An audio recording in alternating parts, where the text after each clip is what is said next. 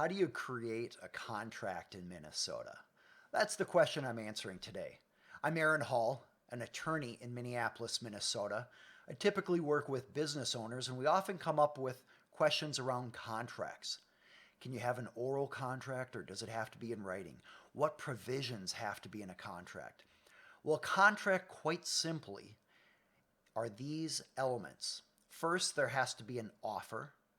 Second, there has to be an acceptance. And third, there has to be consideration. I'll talk about each one of those. An offer, for example, would be I will pay you $5 if you will sell that shirt to me. Or maybe the offer is I will sell this shirt to you if you pay me $5. That could be oral. It could be on a price tag at a store. So in other words, a contract or an offer, it can be in oral or writing or even implied. Now, acceptance is where a person says, I accept that offer. Maybe you accept the offer by bringing the clothing item with a price tag up to the counter and paying for it. That would be the acceptance of the offer.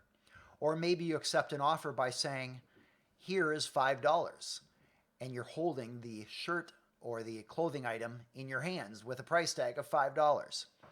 So acceptance can be oral. It, of course, could be in writing. It could even be implied by the circumstances. Now, consideration, what is that? Consideration is sometimes referred to as this for that, or an exchange, or a quid pro quo. Basically, what it is when one person is giving something and another person is giving something or giving up something.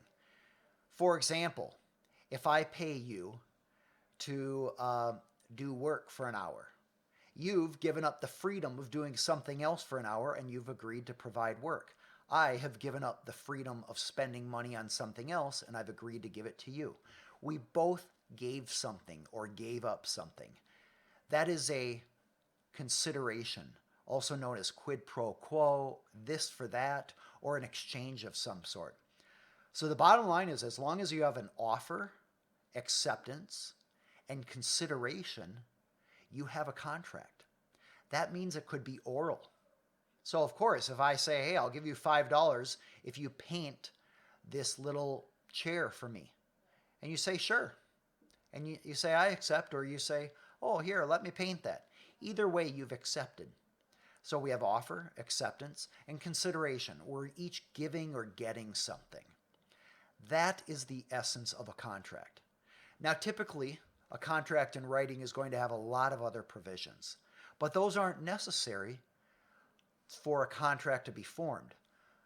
Other provisions or other terms are there to help avoid problems, avoid confusion, etc.